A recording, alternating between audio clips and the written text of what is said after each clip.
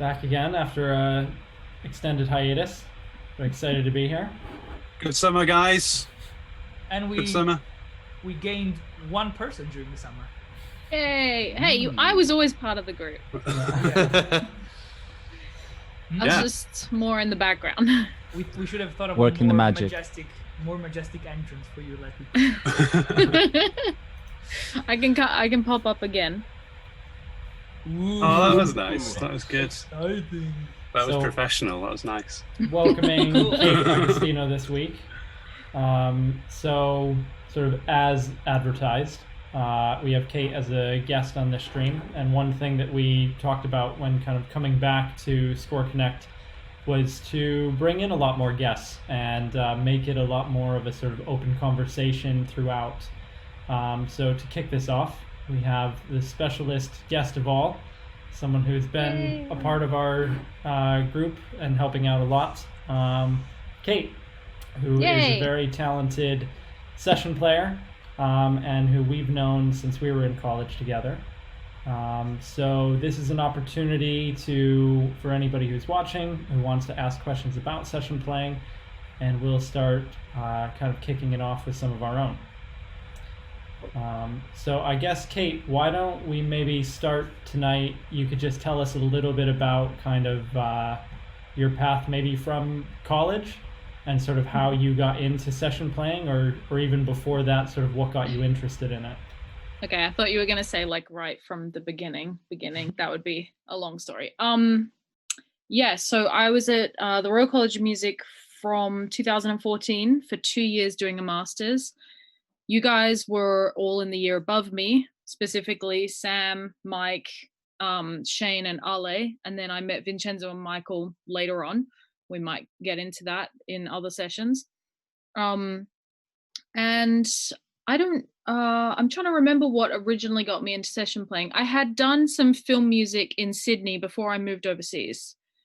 But very, very little. It was like a module at my university music course that I was doing. I was doing a bachelor's in music, and it was a module, and I really, really enjoyed it. We studied film music in general, but there wasn't a lot of opportunity to record anything.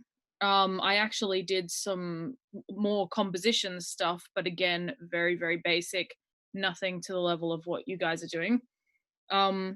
So I was already kind of interested in it when I moved to London. And then at RCM, I don't know, there was just a lot of opportunity to get involved, whether it was in the orchestral workshops where they scheduled you in, where they scheduled you into it, or with you guys, like just signing up to play in people's sessions. And I don't know. I think some of the first friends I made, I mean, I'm thinking like Malin was in my year and he was a film composer. And then Shane, Kevin, Mike were all like in my hallway when at college halls. So I kind of met everyone and I was like, everyone's a film composer, so I'll just go and hang out with them. So that was kind of how it started. And then once I started like playing, performing and recording and stuff in the studio more and more, I just fell more and more in love with it and with you guys. Yeah. So that was kind of how it started. And still now, I mean, you guys are like, basically this is my group of friends within one screen. So I only hang out with film composers. So it was kind of inevitable that I would spend a lot of time doing that. And I then met the head of composition for screen, Vasco, and yeah, we got along really well. I ended up actually taking private lessons with him and doing this little module where I could do film composition. So I just got more and more involved. Yeah, that's kind of that side. And also I don't want to talk too much about it, but on the other side, the things that I was meant to be doing when I came to college turned out to be we'll just say different than I thought. And I kind of became less in love with what I was supposed to be doing, and just for certain circumstances with various teachers and things like that. So even though I was still doing historical performance and modern violin and orchestra and all of those things, I still loved all of that, but I just found my little niche more in the in Vasco's department doing that sort of stuff. So yeah, that's kind of a summary of what happened at RCM. Right. I always remember you being really eager to be part of our sessions. That's my lingering memory of you in college, which was quite nice because it wasn't always the case. And I remember we used to talk about that quite a lot, that why aren't more players wanting to play in sessions? Yeah, because it's such an opportunity to. It's a completely different thing, I guess, than what some of them were sort of. You mentioned like what they pictured their college time being, but it's a new experience. It's an exciting thing. I don't know. We had thoughts on that. Yeah, exactly. So the thing is that's totally right. Like, I don't know why people didn't do it more, except that I do, because I've spent most of my life hanging out with string players, and maybe, I mean, if a lot of string players just want to practice concertos, they, okay, maybe not a lot, I'm being unfair. But like a lot of the time, yeah, RCM obviously has extremely good string players, of all instrumental players, and they want to spend that time practicing for themselves rather than doing something for somebody else. Maybe, even though I thought of it in a different way. Like, yes, it was taking time away maybe from my time, doing what I needed to do for my lessons and stuff. But at the same time, I figured that, London is one of the epicenters for film music, so why not get as much practice in as possible when you guys couldn't really say no? See, out in the real world, like, I might not get hired, but you guys kind of, like, if I was like, oh, I need to sign up for your session, like, it would have been a bit weird if you'd been like, oh, we don't have any violinists, but also we don't want you. So I was kind of like, this is my chance to really, like, actually get a spot in the ensemble. And I don't know, I just really enjoyed that, and I just thought it was a good experience. Yeah. I guess it's a totally different discipline, isn't it? And when you're part of recording sessions for film and TV, assuming that's what it was, it's all about being, as a composer as well, part of a bigger thing than just the music. The music itself is servicing other media. Sorry. If yes, I can, Vincenzo. I was thinking of one thing, which, like, considering what you were saying, you've been hanging out with composers pretty much since you were in college, and you've transitioned from being an available player for college composers to playing in some of the. I know that you've played in some of the biggest sessions that have happened in the past few years here in London.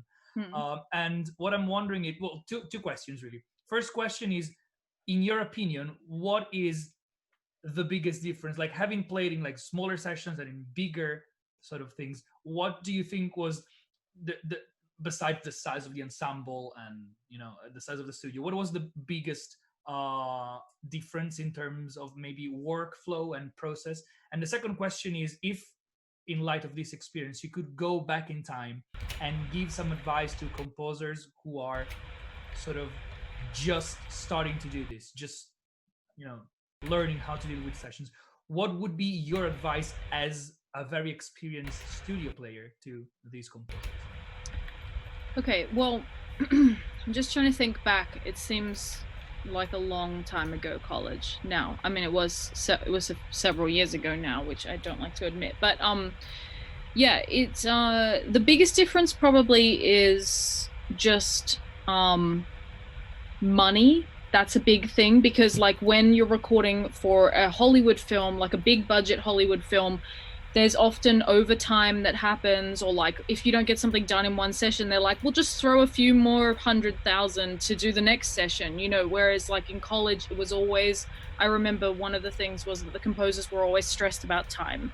That was the biggest thing that I got energy wise from you guys was always like, how much time do I have left in the session? How much time? Because, you've signed up only for, sometimes it was 1 hour, sometimes you were sharing a 1 hour session, or sometimes you had 3. It depends on the day.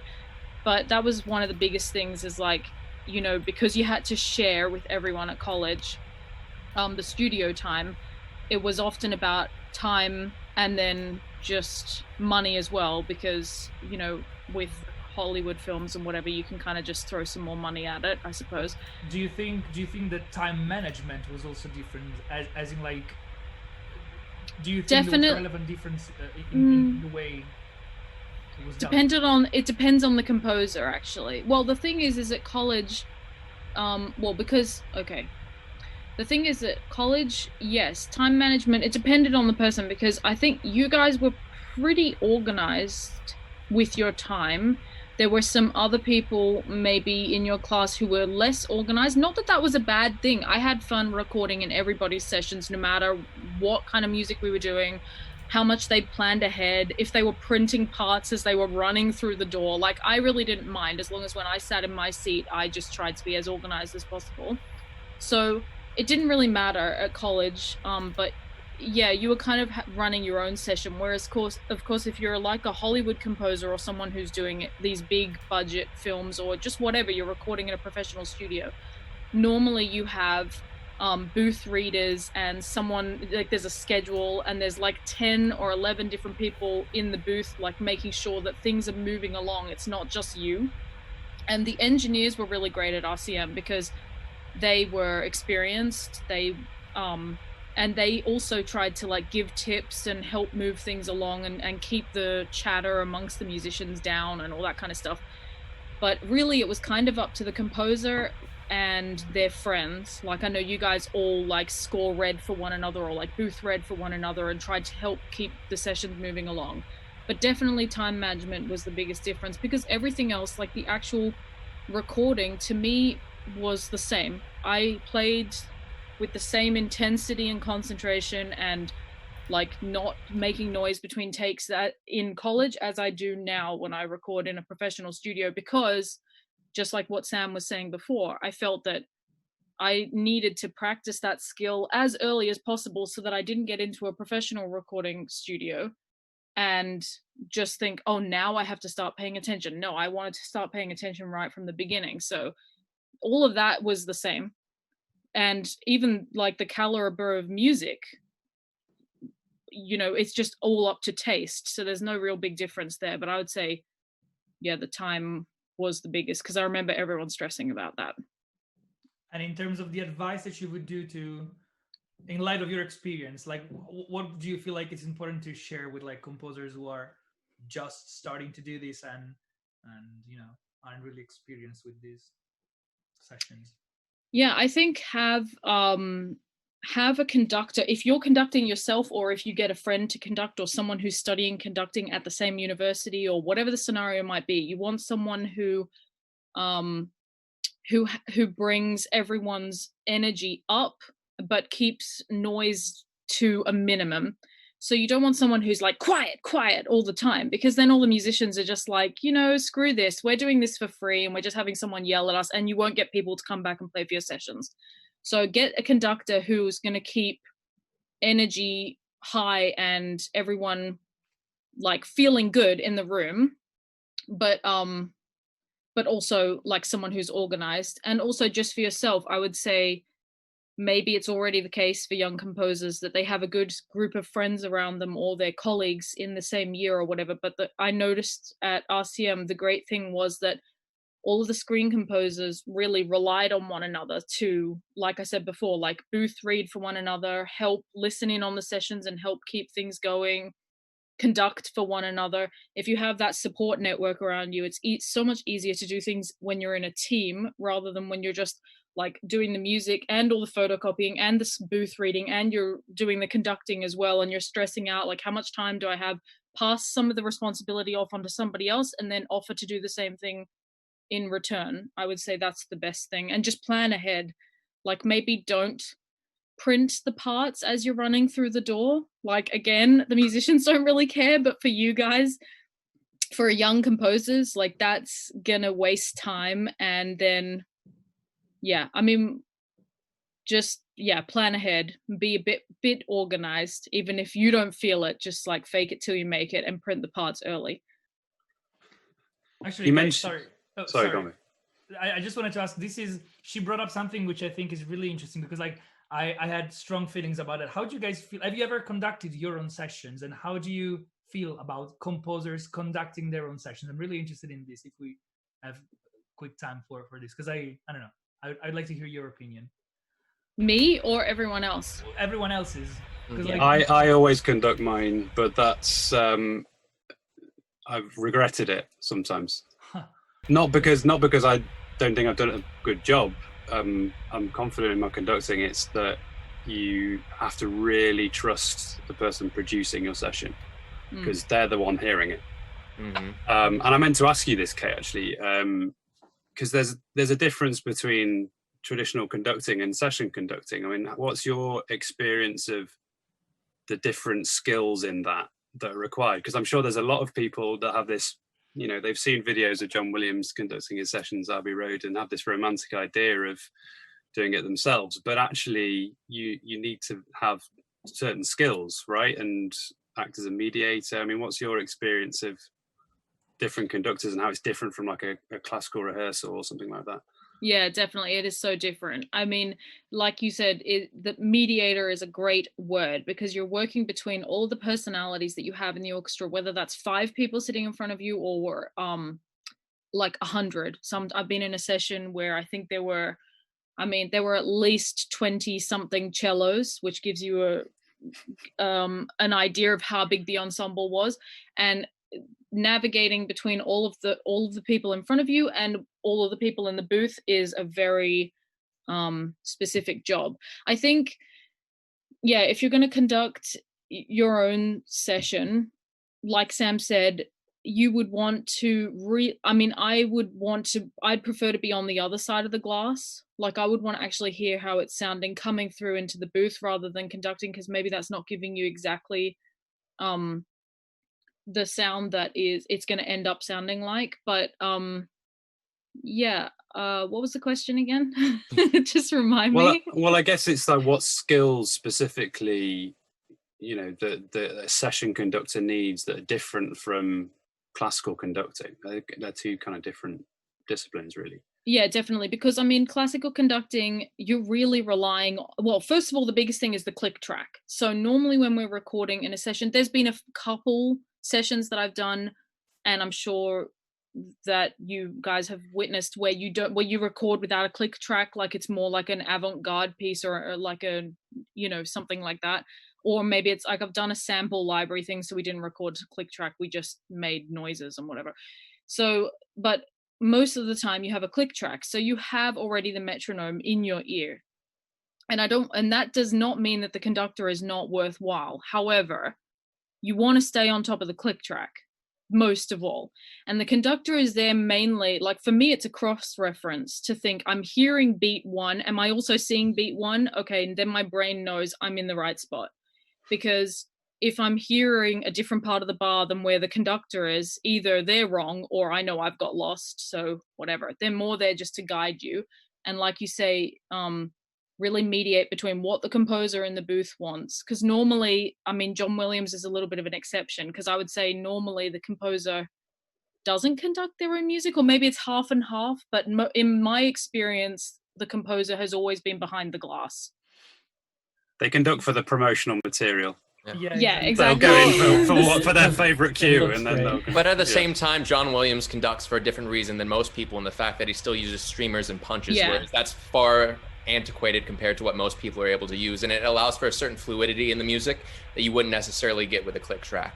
And that, but like I think the way he composes also takes this into like it's all, you know, everything influences everything else. Like he writes in the way that he writes also because he knows that he will conduct more freely, and like I don't think I think the two things are mutually, you know. Well, he starts with his conductor's hat on. I mean, if you see him scoring a cue with the moviola, he's like conducting, you know, getting the pulse right, and so it's all through the process. But just going back to what you said about mediating, just to sort of clarify that, because I would say that is the biggest difference, is that actually their job is a musical interpreter. Because in my experience of being in the booth, I would say 90% of the time composers are terrible at actually giving instructions, and it's the conductor's job to translate that concisely and accurately for the players Yeah, to know, because that's what you mean by that, Yeah. the composer. Yeah.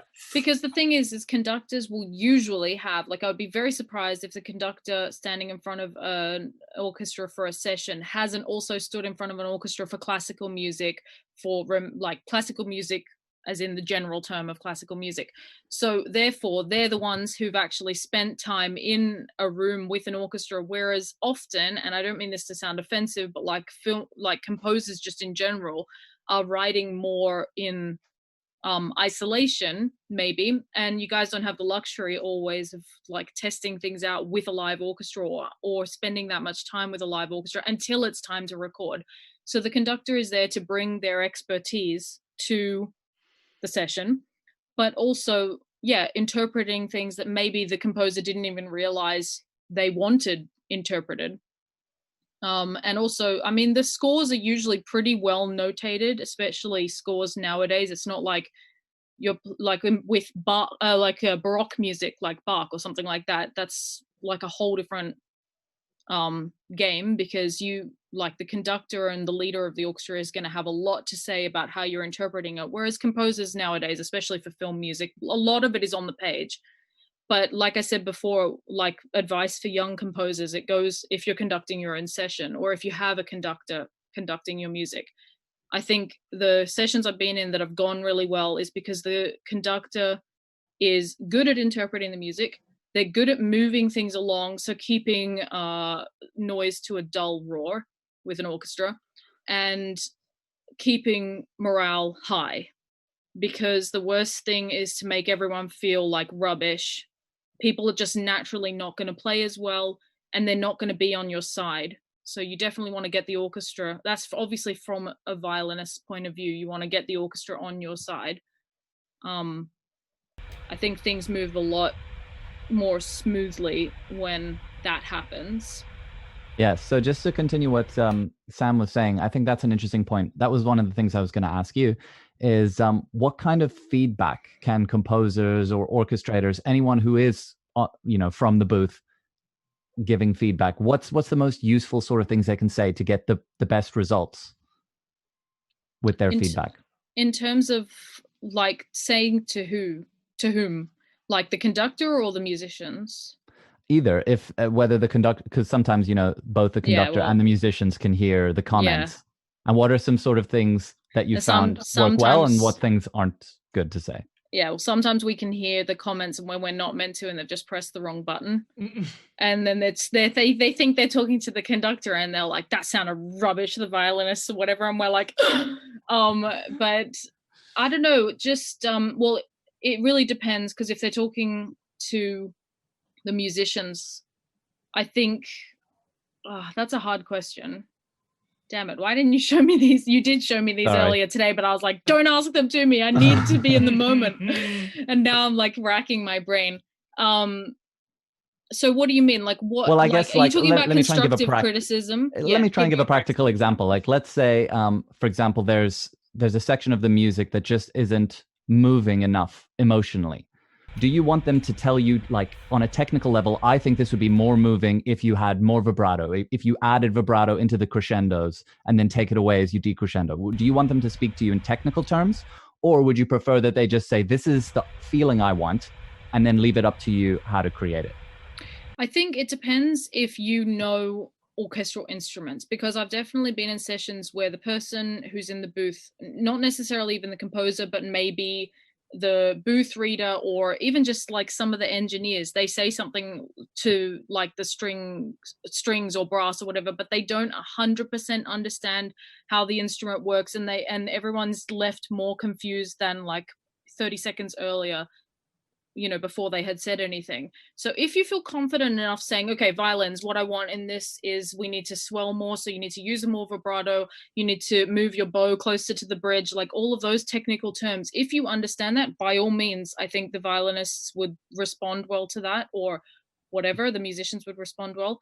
Otherwise, you can say, I think maybe what you want, like, we need more emotion, we need this passage to grow, and then it's up to either the leader of the orchestra to say, okay, the way we get that, and then that's when they'll turn to their section and say, we just need more vibrato, because they know the instrument they've been playing for, I don't know, 40 years or whatever.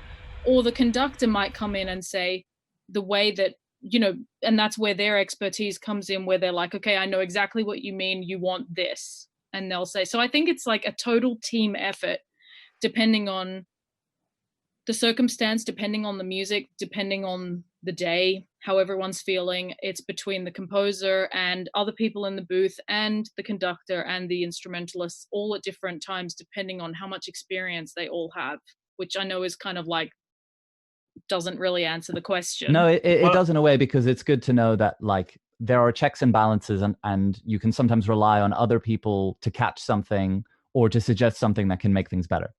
I guess, sorry, V, keep interrupting you. So sorry. No, go ahead, Sam. I was going to say, I guess what should be happening anyway is both rooms, live and booth, should be filled with people that know better than you.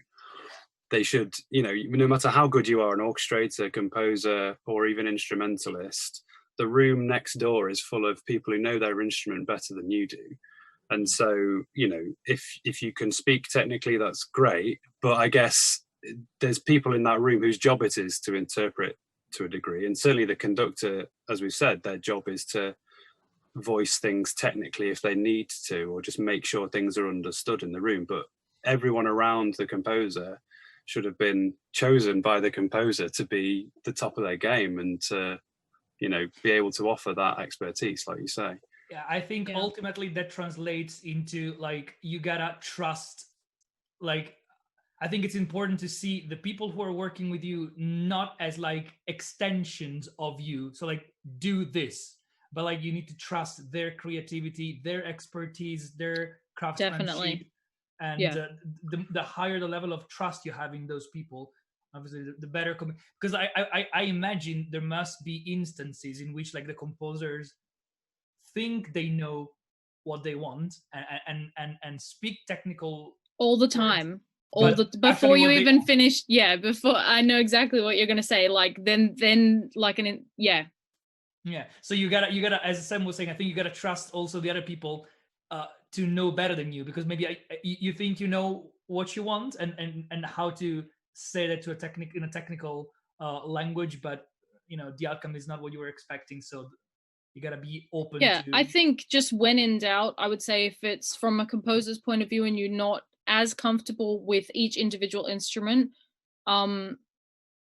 I mean, I've played in an orchestra since I was very, very little, and I still wouldn't be comfortable saying to a French horn player, oh, you got to do this. Like, I just wouldn't know what the heck they're doing back there to make that sound. All I know is that like they do that and it sounds good, but whatever. I just think if you're not as confident, then it's always best, like what Shane was saying, just to say what we need is for it to sound this, or just use imagery. Like, or even what I've found really helps is to play us a little bit of the movie, or if it's under copyright, tell us what's happening in the scene. I don't know if it's just me personally, or the fact that I think that I have a pretty good imagination. I like imagining what's going on in the film. And if they've played a clip that we're recording to, or they're telling us what's going on, I find it so much easier to be emotive. You have some... Actually, Kate, this is interesting because I wanted to ask you this thing. Like, whenever I did a session with players, I would always spend a few minutes, sometimes even as much as like 5-10 minutes at the beginning of the session. So like taking time off the actual recording time. But I would take the time to just explain to the players what if it was like a short film, what the whole thing was about, or like what the cue was about. And I've always thought, am I just wasting my time, and am I just telling them things they don't care about and that they don't need to know? Or is this actually useful for me to tell them, you know, oh, this is a movie about this and that, and what's happening in the cue that we're recording? Yeah, I mean, that's going to depend on the person, because for me, I'm very, like, I would be very interested in that. Maybe not at the beginning of the session. I'd probably want to sit down. Like, this is probably a typical string thing to say, but I want to sit down and play straight away. And then after a couple of minutes, like once I feel warmed up and I'm like, okay, now I'm getting the stuff that they can actually start recording, not just the rubbish at the beginning. Then as you go, I maybe would disperse it throughout and sprinkle it throughout the session and say, okay, what you're playing, or just tell us about it. It's funny because one of the sessions, I'm just having this flashback to this clip that you all scored, and I hated it by the end of the session because I did 16 sessions on that. Now you'll be able to remember what it is, but it's a guy in the underground and it's flooding. It's called it was Flood. called Flood. Okay. Yeah. Was it your practical skills year 1? Yes. Advanced Year practical 2. skills. A young Tom Hardy. Yeah. I seem to remember. Yeah. And yeah, so you all did it, and it was really, what was very interesting was seeing the exact same clip, but seeing all the different styles of music that you guys came up with, obviously, amongst all of you. But it was just so funny because I think you all had it playing in the background, or maybe the engineer for that day had decided that they were going to leave the TV screen set up in the studio. And so it was playing in all of the sessions. So I knew it like off by heart by the time we got to the end of the day. But maybe something like that is super distracting. I will say that, because like when the movie's going in the background, there's going to be moments like happened on that day where everyone's kind of like staring at the movie and then you just forget to come in. So yeah, maybe not having it playing all the time. And I know when they do these big budget films, often it's completely meant to be completely private, like it's under copyright, because it hasn't been released yet, and so they're not going to play it in the session. But I know that they have sometimes said, or like the conductor will have watched clips of it before, and then in the moment when something's happening in the booth, they just quietly say to us, by the way, the scene we're recording right now is because he's doing this. And yeah, and they tell us that, and I think it helps. Maybe it's just it's just like a little placebo, isn't it? But I think instrumentalists play better when they kind of know what they're playing for, because it can be a bit disorienting being in the room and being like, what are we even playing these long notes for? But if you tell us, oh, it's because he's dying or whatever, then we'll actually be like, oh, okay, this musically kind of is starting to make sense, and you can get a little bit of imagery going. I don't know. Kate, I wanted to ask if there something that a composer should never do while preparing a session, or like while actually recording and dealing with session musicians. What do you think is something that really bothers you? I think tuning is a really, really important thing. I had a conductor once say that tuning is like making sure that I forget exactly what he used to say, but it's basically the engine that's going to drive the whole symphony, cantata, soundtrack, whatever you're recording, whatever you're performing. If you don't tune properly beforehand, you've already started below what should be just the bare minimum. And that happened to you in a session? No, not this. It happens a lot. Okay. I find, like, I thought as a teenager, like, that we just didn't know how to tune because we were teenagers, but I've just found that that is not true. That just happens across all platforms, depending on how everyone's feeling, depending on the orchestra I'm playing with. If it's even professional orchestras or professional sessions, you know, I'll be halfway through tuning and I'm personally not done, which means that nobody should be making other noise until the very last person in the orchestra is done tuning. But someone's playing Tchaikovsky violin concerto behind me and the conductor's already started talking about, okay, so we're going from bar whatever, and I'm like, I'm still on the D string, like I'm not there yet. So especially at college, I think some people would come in and start playing like the piano in the studio, and it's very tempting to just make noise. So I would say, whether you're conducting or you're the composer or you're the engineer or whatever, the leader of the orchestra especially should set the ground rules from the very beginning. I think encouraging everyone that at the beginning of every time we record, so after every break, especially if it's like a big lunch break or it's at the beginning of a new studio day, to encourage the orchestra to take their time tuning, because if you do that right at the beginning, you're going to save time later on when you're like, oh, that's out of tune. And I'm thinking, yeah, that's because all of the violins are out of tune because we didn't tune properly at the beginning of the day. So that would be the biggest thing, is not making noise, especially if you're the conductor. I've noticed a lot of conductors like to start chatting like when we're halfway through tuning, or they're making conversation, they're telling a joke to the cello section and the woodwind players are still trying to tune and whatever. So tuning is that's a pet peeve of mine. So I don't know. In terms of anything else, I don't know. What do you mean setting up for the sessions, like preparing music and things like that? Yeah, for example, whatever you think it's. I mean, sometimes you see something on the page that annoys you, particularly. I'll think about it.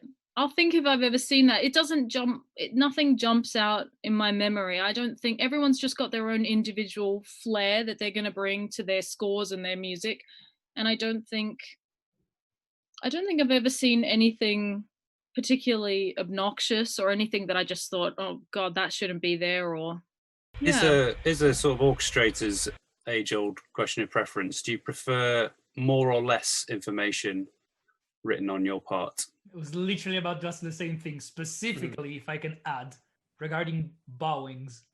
Bowing, yeah. Oh, bowings. Yeah, I say this to Shane all the time because he's like, oh, can you check through the bowing? I'm like, it won't matter.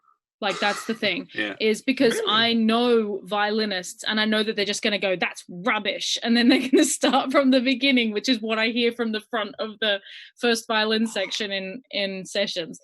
Hard work in writing, like, I know, I'm sorry. You guys, bastards.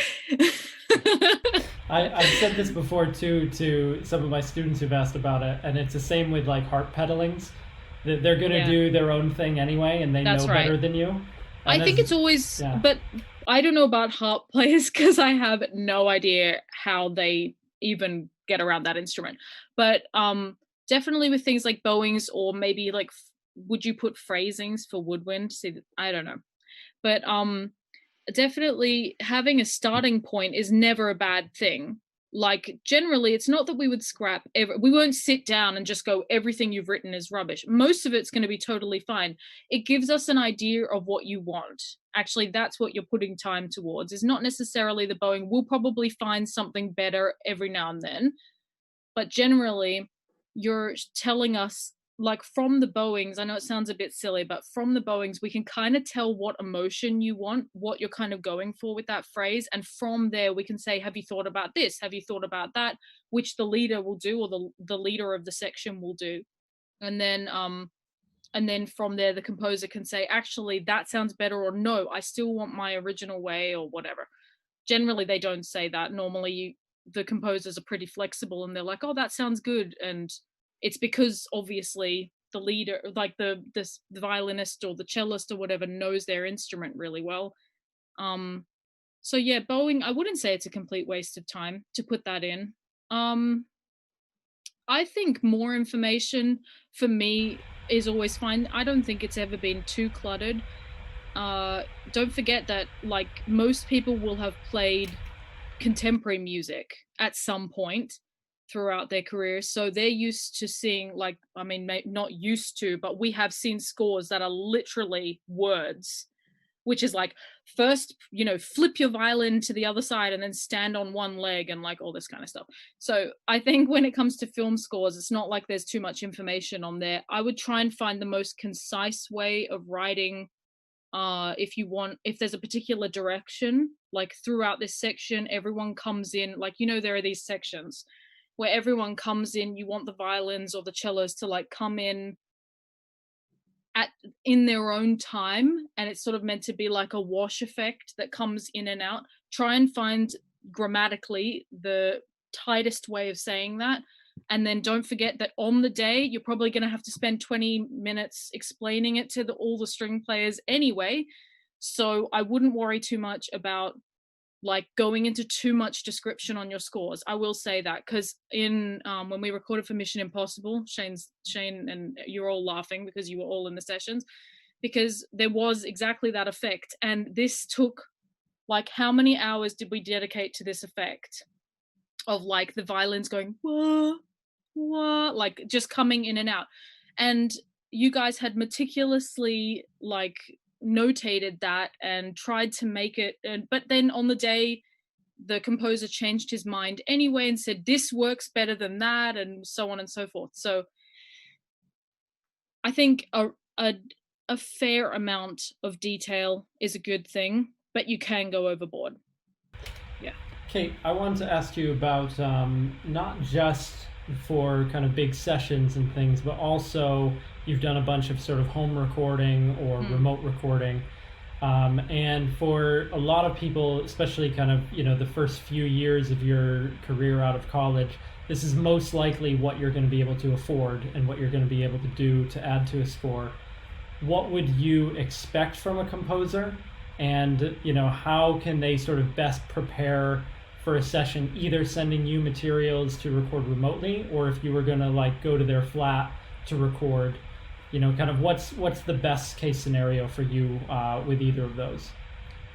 So wait, I just want to clarify. So when you say, you mean the composer, that's probably what the composer straight out of college is going to be able to afford, is like getting in. Yeah. Sorry, for some reason I thought you meant the instrumentalist.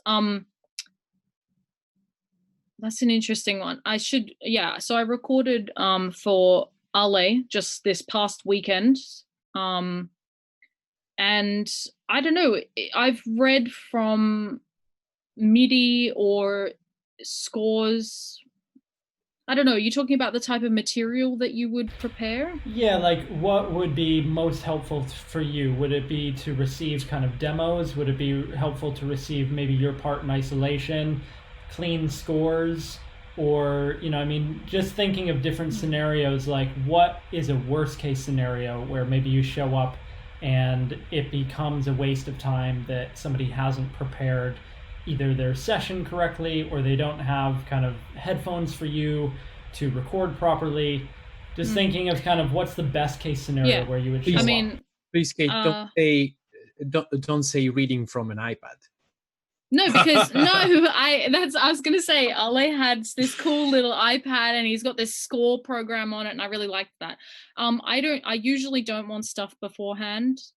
And not that I would mind if someone sent me things in advance, but it's so different from classical music, where I just prefer to arrive warmed up, having played before, having fresh strings, whatever I need to do, and then go from there. If you send me the material ahead of time and it's literally just the score, or there's no demos, it depends on what type of music you're going for. But for most things, so for Ale's stuff, I'll take that as an example. We were recording for a pop song, like an indie kind of song, and I was doing some violin stuff that's going to be layered in the background.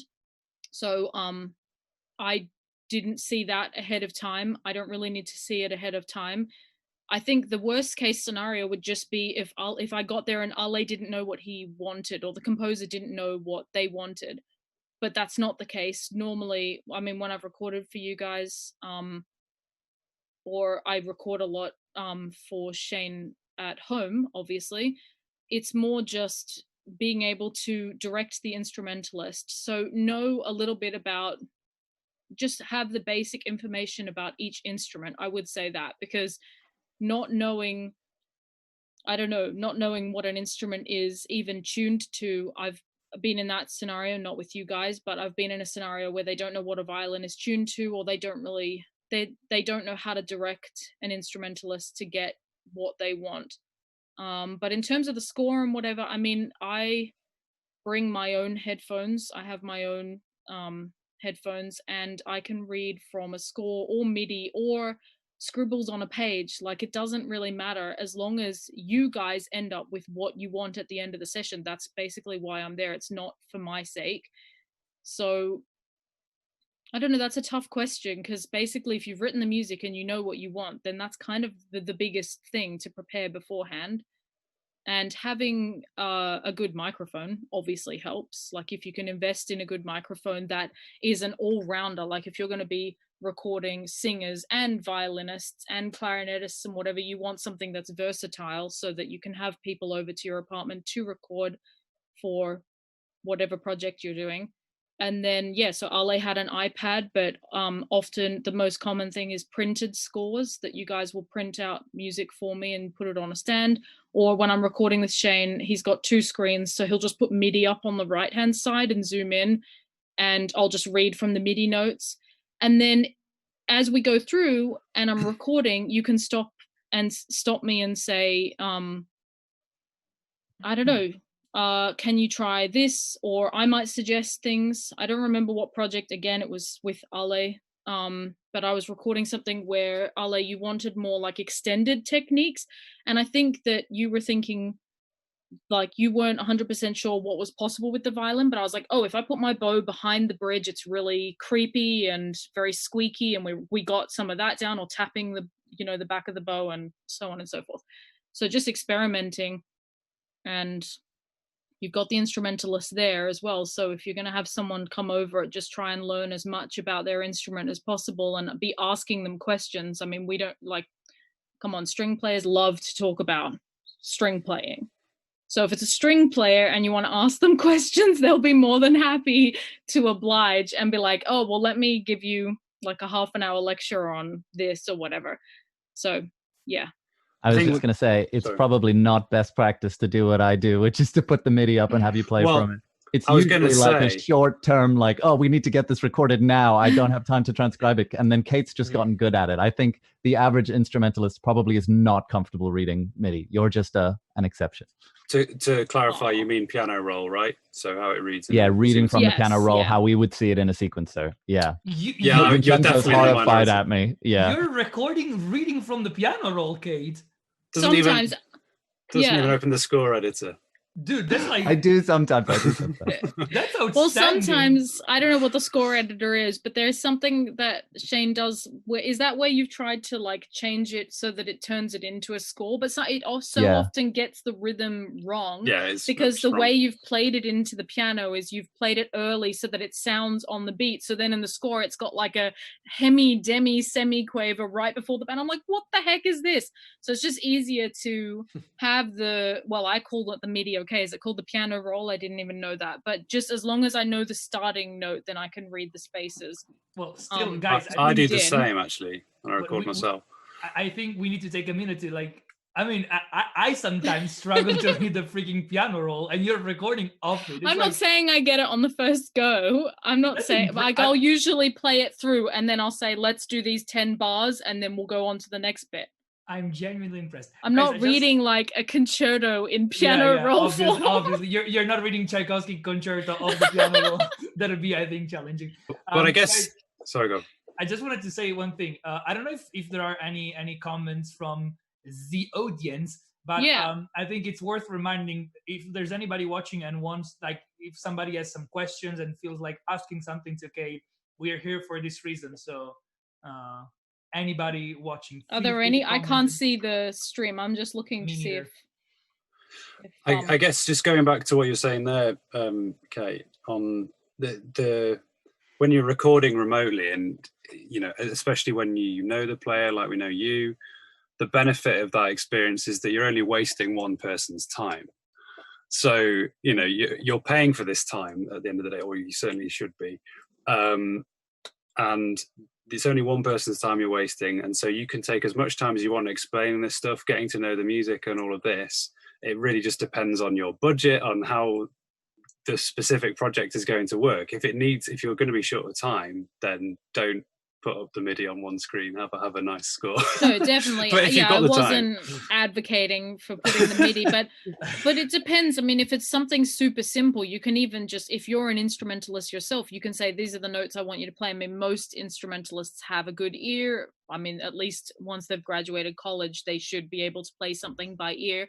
So, even if I've had someone play me an idea and then I've experimented with that, I mean, some of the session, that's why I think it's really important, like at college, to just spend those 2 years, if you're doing a master's degree in it, or even if you're an undergraduate as an instrumentalist, because there's no undergraduate screen composition, is there? No. Not at RCM. Not at RCM, maybe at other colleges, but whatever. There are some undergraduate film composition around the world, for sure. But however many years you're at college, I'm just thinking specifically, obviously, I only know what RCM is like. Maybe Michael can comment on Guildhall, but just spend those years asking questions and just don't. I think everyone's so embarrassed always to ask questions. I mean, I was rubbish when I started out. I'm still not entirely sure that I'm not rubbish. I mean, the thing is that I just always ask questions. I think that I don't really care about asking, like, how do you want that? Are you sure you want me to do another take? Like, I mean, Ale can say on Saturday that we did one take for something and he's like, it's good. And then I'm like, are you sure? Play, Kate. What did you say? Shut up and play, Kate. We've got a couple questions. One is from James, who wants to ask you, Kate, if you've had any experiences doing an individual session and layering up a single line, and so kind of overdubbing on yourself, and kind of if you've gotten good results from that. Yeah, it's pretty. That's one of my least favorite things to do, because it starts out really well, but then when you go to record the second part, you have to listen to what you've just recorded. So that can be quite, I've done that a lot, basically. But I think though, I'm going to assume that I can help clarify this. Maybe I'm wrong, but I think what he's asking about is if you were to, so not playing like a 4-part harmony piece where you have to record all the different parts, but literally playing one line kind of over and over again to give the illusion that you're more of a section. Oh, okay. I'm not sure. So do you think, Mike, that's what he's meaning? Is that literally what he's asked? I think both could be interpreted, and both, you could give answers to both. I mean, well, I think he's layering up a single line, so it's a single line of music. Yeah. So, okay. Right. That's the clarity. Sorry. I thought, I misunderstood, because we do 4-part, like several part harmony all the time. No, I haven't done that a lot because, obviously if you're recording with other musicians, you don't need to do that. But by yourself, often composers don't want that. And maybe you guys can speak to this, because isn't that just going to sound really strange if you have the same tone color of one instrument that you're trying to layer into the... I mean, I don't know, maybe that's just when I've recorded with Shane, we've tried to avoid doing that, and you actually comp in more of like, maybe you'll use 1, maybe 2 of me playing the same line, and then you'll put that with some fake strings to really bulk it out. It's called sweetening. Otherwise you're gonna get the room recorded over and over again. You're gonna have like 12 rooms. I it's think a lot of effort. The only way that could be effective is if you're doing it very close and you're slightly changing kind of the seated position, but then you need to treat it as such. So, then you would have to be kind of applying reverb and rebuilding that room in a very specific way. But I think, in general, if you can just get a couple players, or get at least 3, and then try to sweeten that, and that would be a much better result. And that's exactly what I was about to say. Generally, it depends on the instrumentation, but I know for violins, normally 2 sounds really bad, because there's no space to really settle. If you're even just slightly out with the other person, the sound's going to be really unsettled. So it's not something that is done that often. And I think also, I'm not really clear on MU rules, but I believe if you would have to be paid extra if you were doing that, if you were recording on your overdubbing, if you're going by MU rates, if you overdub in the same session, then it's 210% of the fee. So it's actually cheaper to hire 2 people than it is to, and that's why it's set up that way. I know that's the case for like when you're in a proper big session with an orchestra, but is that the same? That's the same if you're on your own. UK MU rules in Vienna or in Nashville, specifically in the US, as opposed to anywhere else in the US. You're allowed to overdub. So it depends on the region, depends on where you're recording. In general, if you try to record, 2 separate takes of the same thing and then layer them together, it'll probably sound pretty garbage. Yeah. So we have another question from a dear friend of ours, Kevin Penkin, who's joined the stream. Kevin! Yeah, who Hi, Kevin. asks, Kate, have you had to improvise based on any buzzwords? For example, Tim Tam Slam. Yes. Wait. This is so many years ago that I played one of Kevin's pieces, but maybe he wrote something as really Australian. That's an Australian. Do you guys know what a Tim Tam Slam is? I know. I thought this was a very Aussie in-joke for you guys. Yeah. So Tim Tam. So, okay, first question is, do you know what a Tim Tam is? Our little okay, so they're not like penguin biscuits, before Sam jumps in and goes, they're like penguin biscuits. Put on the spot right He's away. like, But they're like Australian chocolate biscuits, and you bite off, I believe this is what it is, although I haven't had a Tim Tam for many years, but you basically bite off the end of each biscuit and then you put it in a drink like milk or a tea or something like that, and you use the chocolate biscuit like a straw, and then you eat the whole thing. This is so very specific. dignified. Yeah, I have tried it and it's amazing, by the way. When have you tried it? Well, I was living with Connor, and also of course. And also Iona brought them back yes. one time, and so I've tried it. It's just like fantastic. And how did you play the violin in response to this? Yeah, that's what I'm wondering. Is he just dropping it? I'm thinking of the funny things that he would have written in his scores a few years back, but I don't know. So I enjoy putting stuff like that.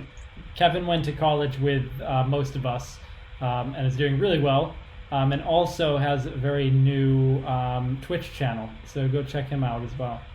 Yeah, that's cool. I enjoy putting in absurd things like if it's a remote session and I know the player, I'll put in little funny descriptions. Yeah, no, I love that. I don't know if you guys remember Benjamin Leike. Yeah. I couldn't pronounce his last name, but he always used to put, because he would get me in for a lot of his sessions, and if he knew it was my weakness, like halfway through he'd be like, you can keep going, Kate, you've got this, Kate. He would write little funny things in like a big barrelage section or whatever, which always made me laugh in sessions. You should definitely do that if you know the players. On a slightly more serious side to it, with because I find, especially I get this with a bunch of students who have seen a Michael Giacchino score once and want to try to be very funny, and it's puns. Yeah, it's works for him because he knows all the people he's recording and has a relationship with them, and if you start creating a lot of in-jokes, it's hilarious to you alone in your studio, and then it falls flat on its face when you get onto a stage in front of people.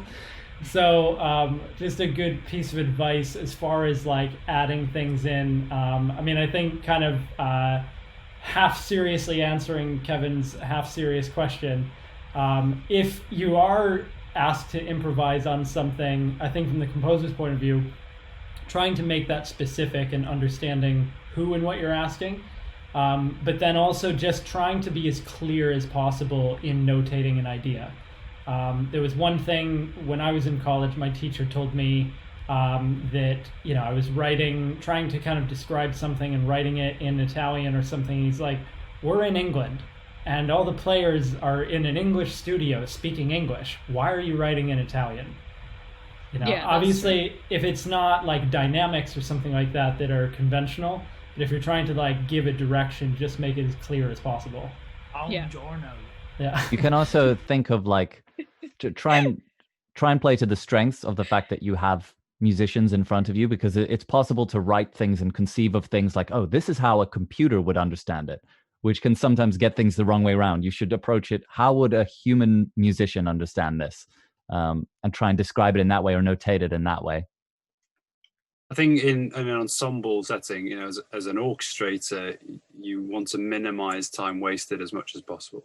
So conciseness and clarity as far as possible in everything that you're doing is what we all strive towards. But yeah, in a remote setting, it's a slightly different thing. As we said before, it's like it's only yours and their time you're wasting. So it's really up to you how you communicate with them and what's most effective. So guys, we're kind of got to start wrapping up now. We're getting to the top of the hour. So just a reminder to anybody watching, if you have any other questions you'd like to ask Kate, feel free to shoot. We're happy to kind of go through and answer those. Michael's been awfully quiet. I've been listening attentively.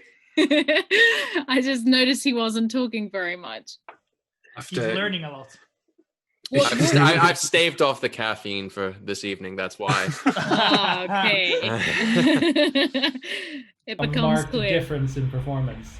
Yeah, exactly. Why don't you tell us, Kate, a fun story or experience from recording Michael's music in his musical in Abbey Road earlier this year? Yes. So Mascherato, the musical. That was really fun. That was I'm trying to think if it's the first time. I think it's probably the first time I've done music theater in a studio setting.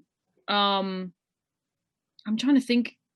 Oh, maybe Michael can jog my memory of a funny thing that happened when we were recording, but I just had a lot of fun. What do you mean? The thing that I thought was going to be funny, which was to make as many puns as possible? Oh, yeah. Well, including the one that was talking about the clarity of trills, and it was an angry, like half step trill from an A to a B flat, and it was supposed to sound like angry bees or angry B flats, as I said, and everybody groaned except Kate, who turned around and just looked up and shook her head at me. So because I'm used to it, because I'm used to you and Shane just riffing off one another. And well, hang on, it would be Angry Bees if it was the German note names. Ah, very good. This is exactly what I'm talking about. Anyway, Michael, okay. Apart from the puns, I just wanted to say that Michael has a very specific sense of humor, I think. So. Yeah. That's such a backhanded way of saying it, Vincenzo. No, it's not. I know. Don't put words into my mouth that I didn't say. Your sense of humor is so specific. It's like saying he has such a personality. The equivalent. He's bubbly. Yeah. No, I know exactly what Vincenzo means. You do have a very specific sense of humor, but it's fun. It was a really fun session. It was really good. Yeah. So no, I can't remember. I'm sure there was something that happened on the day, but yeah. I don't know. It all went very smoothly, didn't it? I think it did. Yeah, it actually did. And we finished apart from the puns. That made it go incredibly smoothly. So, and the fact we did finish 20 minutes early, which was not expected, which was great. After 2 days, that was a lot of music to get down, and you guys just knocked through it. And I guess careful scheduling and you guys pushing ahead and encouraging to keep moving on past things. So, yeah, worked out well. It was something I'm remembering. I'm trying to remember something funny was happening with the flute player. When she kept on, there was a moment she kept on going over where we were going up to, and it happened like 5 or 6 times. But the next part that she was playing was like this ridiculously high note. Anyway, it was kind of I guess it was a kind of, you had to be there kind of thing, which I hate when people. Anyway, yeah, it was just a funny sound that everyone was like cracking up. But no, it did go really smoothly, and I thought it came out sounding great. I was telling Michael today. Shane and I listened to the whole thing. We're driving out to the country to collect some instruments the other day, and yeah, we listened to the whole thing in the car. It was fun. Abbey Road, guys. Abbey Road. Yeah. Guys, well, awesome. I think we should wrap it up. But thank you, Kate, for joining us. Thanks, Kate. Thank you. This was very insightful for many, and we're looking forward to doing more of these kind of coming up. We have a few special guests that are scheduled, and we're also planning a few streams where we'd like to invite you to submit some of your work and do some kind of critique sessions on that. So I'm looking forward to what we have planned over the next few months. So stay tuned. Yeah. And we'll see you next week again, same time, 8 p.m. UK time on both Twitch and YouTube.